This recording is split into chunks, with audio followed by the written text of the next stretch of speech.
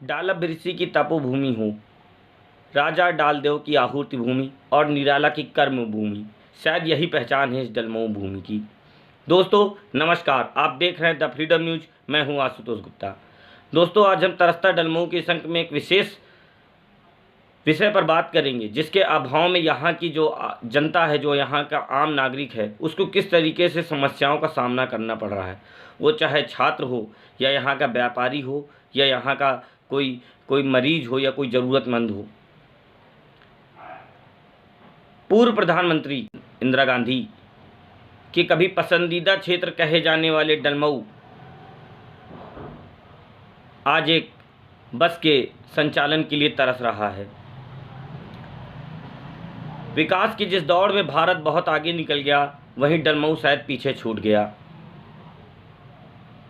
किसी भी क्षेत्र की समृद्धि इस बात से तय होती है कि वहाँ छात्रों को जो मिलने वाली शिक्षा है, ज़रूरतमंद को या मरीज को जो स्वास्थ्य सेवाएं हैं, और व्यापारी वहाँ का जो बिजनेसमैन है उसको उसके माल की आपूर्ति कितनी आसानी से उपलब्ध होती है, यह उस क्षेत्र की समृद्धि तय करती है। यह मानक है। आज डलमऊ की हालत यह है कि अगर आप शाम को 4 या 5 के बाद अगर आप रायबरेली ज़िले में या ऊंचाहार या लालगंज या फिर आप फतेहपुर, इन चारों की किसी भी दिशाओं में अगर आप फंस जाते हैं तो आपको डलमऊ आने में लोहे के चरे चबाने पड़ते हैं। और यह स्थिति आज नहीं, जो स्थिति आज से 20 साल पहले थी वही स्थिति आज भी है। कुछ भी परिवर्तन नहीं।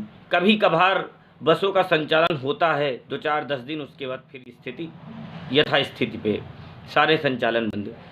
आज के तारीख में एक बस चलती है, कभी आती है कभी नहीं आती है, कोई उसकी निश्चित समय सीमा नहीं।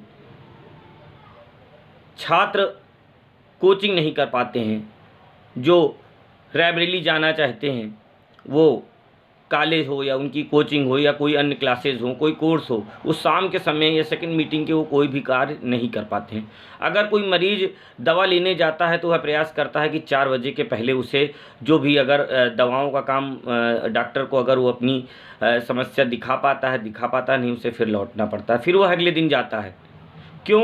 क्योंकि 4 बजे के बाद उसे घर आने के लिए दूसरा कोई साधन नहीं।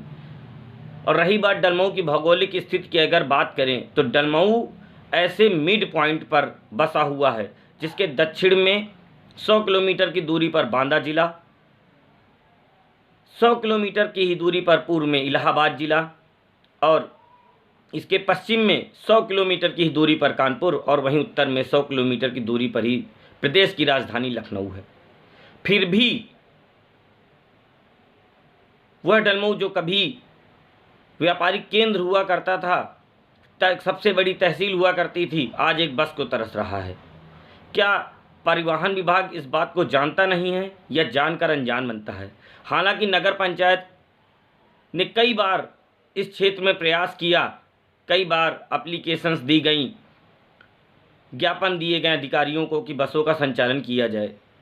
2015 में किसी तरीके से फतेहपुर के लिए एक वाया डलमऊ बस की संचालन शुरू हुई, लेकिन साल भर चलने के बाद वो भी ठप्प हो गई। सूत्र बताते हैं कि अक्सर जो डिपो हैं, परिवहन विभाग है, वह लंबी दूरी के लिए बसों को ज़्यादा प्रेफरेंस देता है, क्योंकि बसों की लाइफ साइकिल किलोमीटर पर तय होती है, और ऐसा करने पर जल्दी किलोमीटर तय करने पर वह बस जल्दी कबाड़ की स्थिति में हो जाती है और जल्दी ही उसकी नीलामी हो जाती है।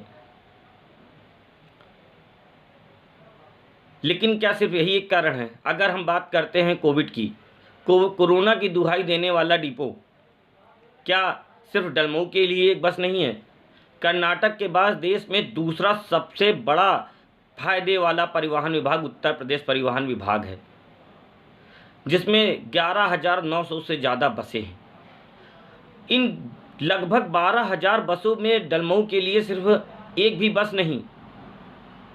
आखिर ये कब तक चलता रहेगा?